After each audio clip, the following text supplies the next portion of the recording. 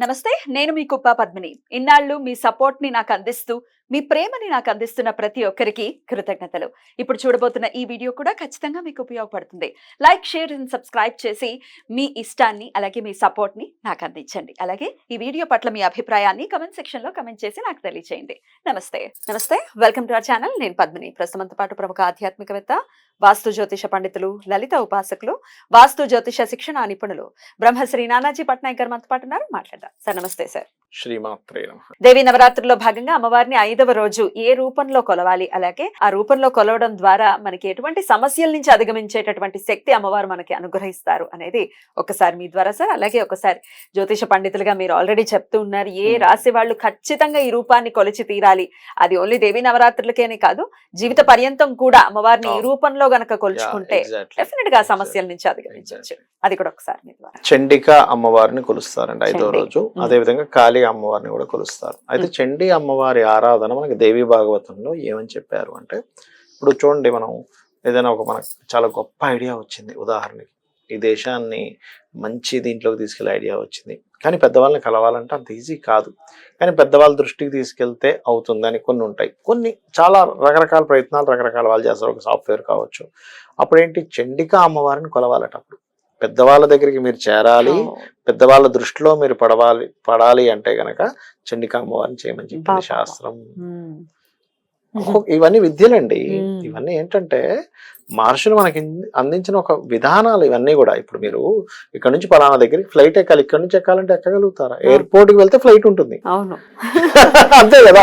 ఇక్కడ నుంచి నేను అమీర్పేటలో ఉన్నానండి, ఫ్లైట్ ఎక్కుతా అంటే కుదరదు. ఎయిర్పోర్ట్ కి వెళ్తేనే, శంషాబాద్ వెళ్తేనే ఫ్లైట్ ఎక్కగలరు. అలాగే ఒక్కొక్క దేవతామూర్తికి ఒక్కొక్క ఫలితం ఉంటుంది. చండికకు ఉన్న ఫలితం ఏమిటి అంటే, మీరు పెద్దవాళ్ళతో పెద్ద పెద్ద కార్యాలు, ఒక రాజును కలవాలి. ఒకప్పుడు అంటే రాజు, ఇప్పుడంటే ఒక మినిస్టర్ అనుకోండి, ఒక సుపీరియర్, ఆ ఇండస్ట్రీలో ఉండే ఒక పెద్ద వ్యక్తిని కలవాలి. చండీ ఆరాధన వాళ్ళు మిమ్మల్ని పిలిచేలా చేస్తుంది. ఇప్పుడు ఆఫీసుల్లో కూడా బాస్ వరకు వెళ్ళదు సార్, మన కష్టం వెళ్ళదు, ఎగ్జాక్ట్లీ కదా, మన నిజాయితీ వెళ్ళదు. అప్పుడు కూడా చండీ ఆరాధన చేయాలి, జీవిత పర్యంతం కావాలి యాక్చువల్ గా చేయాలి. అట్లాగే మనకి నెయ్యితో కూడినటువంటి పదార్థం నైవేద్యంగా పెట్టడము, గారెలు నైవేద్యంగా పెట్టడం చేస్తాం కూడా. చాలా ఐటమ్స్ చెప్పారు, బట్ నేను 1-2 ఐటమ్స్ చెప్తున్నాను నేను మీకు.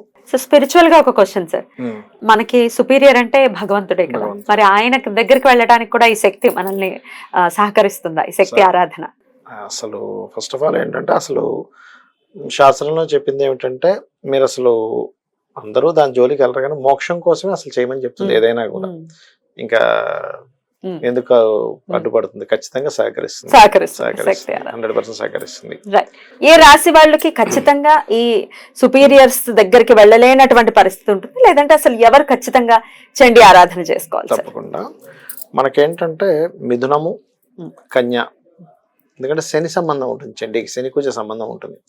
మిథునము, కన్య, మకరము, కుంభము, మేషము, వృశ్చికము, ఎక్కువ రాసులు వస్తాయి. కొంచెం ఎక్కువ వస్తాయి, 8 వస్తాయి దీనికి దాదాపుగా. 8 రాసులు వస్తాయి. మిథునము, కన్య, మకరము, కుంభము, అలాగే మన మీనము, ధనస్సు, మేషము, వృశ్చికము. ఎందుకంటే మేష వృశ్చికాలకి లగ్నాధిపతి అండి శని, కుజుడు. మకర కుంభాలకేమో శని అధిపతి. మీకు మీనం దగ్గరికి వచ్చేసరికి భాగ్యాధిపతి, ధనస్సు దగ్గరికి వచ్చేసరికి పంచమాధిపతి, అండ్ మిథునం దగ్గరికి వచ్చేసరికి శని భాగ్యాధిపతి, కన్య దగ్గరికి వచ్చేసరికి శని పంచమాధిపతి. 8 రాసుల వాళ్ళు 8 రాసుల ఖచ్చితంగా చేసుకోవాలి. అంటే అందరూ చేయొచ్చు. ఇప్పుడు నేను సుపీరియర్స్ కలపడాలి, నాకు వాళ్ళతో పరిచయాలు పెంచుకుంటే నేను చెప్పేటువంటి ప్రాజెక్ట్ వల్ల కంపెనీకి బాగుంటుంది, దేశానికి బాగుంటుంది, నాకు బాగుంటుంది అనుకునేటువంటి వారు చేయొచ్చు. అయితే ఏ ఫలంతో కానీ, ఏ పత్రంతో కానీ అమ్మవారిని ఖచ్చితంగా పూజించాలి సార్ చండీ అమ్మవారు? చండీ అమ్మవారి ఆరాధన బిల్వపత్రంతో చేయడం మంచిది, ఎర్రటి మందార పుష్పాలతో చేయడం మంచిది, గన్నేరు పువ్వులతో చేస్తే చాలా ప్రీతం చెప్పబడింది శాస్త్రంలో. ఇట్లా చేసుకోవచ్చు. నామం కూడా ఒకసారి చెప్పండి సార్. ఒకటేనమ్మా, ఓం చండికా దేవి అయి నమః. ఇప్పుడు మీకు బీజాక్షరాలతో గురువుల దగ్గర పొందాము, ఒక పద్ధతి పరంగా చేస్తున్నాము, that is different.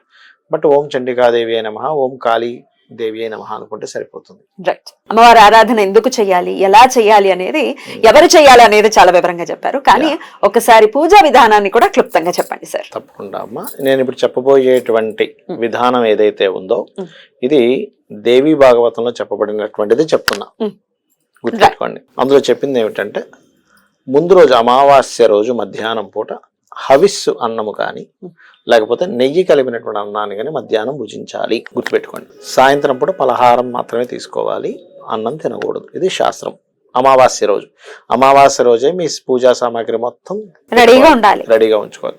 Next day ఉదయం నిద్ర లేచిన తర్వాత చక్కగా తల స్నానం చేసుకొని, స్త్రీలు అయితే 9 రోజులు చేయాల్సిన అవసరం లేదు, ఫస్ట్ డే చేసుకుంటే సరిపోతుంది. పురుషులు మాత్రం నిత్యం 9 రోజులు చేసుకోవాలి. దీక్ష తీసుకోవాలనుకునేటువంటి వారు దీక్షా వస్త్రాలు ధరించాలి, ఎర్రటి వస్త్రాలు. అదేవిధంగా ఒకరిని కానీ ముగ్గురిని కానీ 5గురిని కానీ బ్రాహ్మణుని పిలిచి వాళ్ళకి దీక్షా వస్త్రాలు ఇచ్చి వాళ్ళకి వరుణ ఇచ్చి వాళ్ళని మీ స్తోమతను బట్టి 1 3 5 దాన్ని బట్టి వాళ్ళకి నిత్యము కూడా ఇంట్లో దేవి భాగవతము లేకపోతే చండి ఇట్లాంటి పారాయణాలు 9 రోజులు జరగాలి.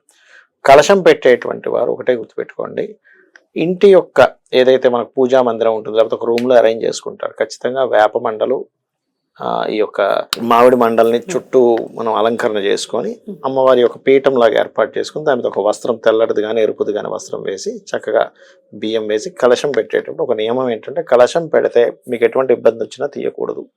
మధ్యలో ఏదైనా వచ్చింది పురోహితుని పెట్టి 9 days చేయాలి కానీ మధ్యలో ఆపకూడదని శాస్త్రం, తీయకూడదు. దేవుడి గదిలో పెట్టేసి తలపేసేసామంటే అంటే కూడా కుదరదు. ఖచ్చితంగా ఇంట్లో ఏమి జరిగినా అది 9 days కంప్లీట్ అవ్వాల్సిందే.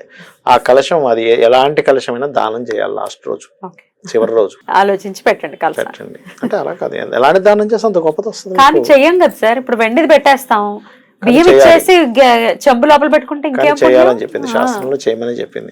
కాకపోతే అందులో నవరత్నాలు బంగారం లాంటివి వేస్తారు కలశంలో. కలశంలో ఏం చేస్తారంటే మనకి గంగా యమున సంబంధించినవి ఏమైనా ఉంటే దాన్ని వేస్తారు, లేదనుకుంటే నీళ్ళనే తీసుకుని గంగా యమున అనుకుంటూ మంత్రం చదువుతూ వేస్తారు. చక్కగా కొబ్బరికాయ పెడతారు, అందులో బంగారము లేకపోతే అవన్నీ కూడా వేస్తారు, అవి తీసేసుకోవచ్చు కావాలంటే. కానీ కలశ స్థాపనతో పాటు శ్రీయంత్రం ఉండాలి, అమ్మవారి పటం ఉండాలి, లేదా విగ్రహం ఉంటే మీరు చక్కగా అలంకరణ చేసుకోవచ్చు. శ్రీచక్రానికి రోజు పూజ చేయాలి.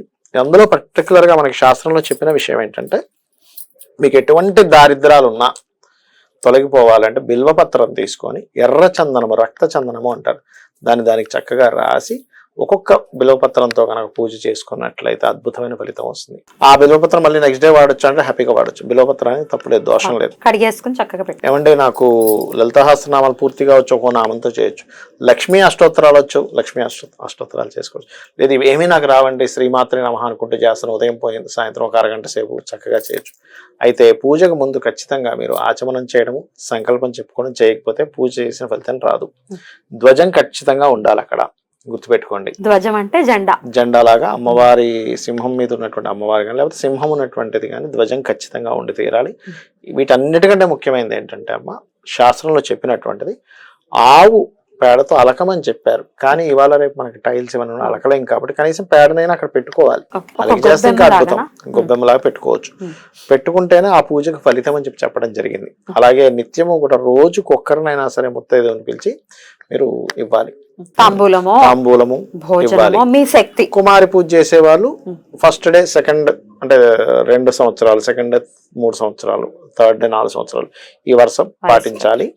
ఆ అమ్మాయికి పళ్ళు ఊడిపోవడం కానీ కురుపులు ఉండడం కానీ చేతి నిండా అనారోగ్యంతో ఉన్నటువంటి అమ్మాయిని కూర్చోబెట్టదని చెప్పింది శాస్త్రం. అలాంటి అమ్మాయిని ఇంట్లో చక్కగా పూజ కానీ అక్కడ కూర్చోబెట్టడం చేయకూడదు అని చెప్తుంది. చూడండి ఇందులో మనకి ఎంత ఇది ఉందంటే ఇవాళ రేపు మనకి సొసైటీలో జరుగుతున్నటువంటి చిన్నపిల్లల మీద జరిగేటువంటివి వాడికి అయ్యో మనం పూజ చేస్తున్నాం కదా, మన శాస్త్రాల్లో పూజించమని చెప్పారుగా 10 సంవత్సరాల పిల్లల వరకు అని చెప్పి ఒక ఇది వస్తుంది. చేస్తే కనుక మనకు ఆ ఫీల్ వస్తుంది. చిన్నపిల్లల మీద ఇట్లాంటివి జరగవు, అదొకటి. అట్లాగే ఇక వస్త్రం అంటారా మీ ఇష్టం, ఈ రంగు వస్త్రమే అని రూల్ లేదు. కానీ దీక్ష తీసుకునే వాళ్ళు మాత్రం ఖచ్చితంగా నేల మీద నిద్రపోవడం, చాప మీద నిద్రపోవడము. చాలా మంది ఏమనుకుంటారంటే పడుపు వేసుకొని పడుకుంటారు, పడుపు వేసుకొని పడుకోకూడదు, చాప మీదే పడుకోవాలి. అది మెయిన్ గా గుర్తుపెట్టుకోవాలి. నవరాత్రులు మీకు వచ్చింది అనుకోండి, అంటే ముందే వచ్చింది అనుకోండి, అప్పుడు మాత్రం అది అయిపోయాక చేసుకోవాలి. కనీసం 1 రోజైనా చేయొచ్చు, 3 రోజులు చేయొచ్చు, 5 రోజులు చేయొచ్చు. నవరాత్రుల్లో చేస్తే శ్రేయస్కరం అని చెప్పింది ఏడు శాస్త్రం. సూతకంలో ఉన్న వాళ్ళు మధ్యలో వస్తే నేను ఆపద్దని చెప్పాను. ఉంటే మాత్రం చేసుకోకూడదు. ఉంటే అది చేసుకోకూడదు. ఉంటే చేసుకోకూడదు, అందులో ఎటువంటి సందేహం లేదు. Right. అది కానీ కలశం పెట్టేకి మాత్రం వచ్చినా సరే ఆపకూడదు. పురోహితుడు పెట్టైనా సరే అది కంప్లీట్ చేయించాలి. కంప్లైంట్ ఓకే ఓకే మీరు ఆపకూడదు. మీరు మీ పనులు మీరు చేసుకుంటే అది మాత్రం అది కంటిన్యూ చేయాలి. Right. అది శాస్త్రం ఉన్నటువంటి విషయాలు. ఈ 9 రోజులు కూడా శాస్త్రం చెప్తుంది. అద్భుతం సార్, చాలా బ్యూటిఫుల్ గా ఎక్స్ప్లెయిన్ చేశారు. థ్యాంక్ యూ సార్, నమస్తే. శ్రీమాత్రే నమః.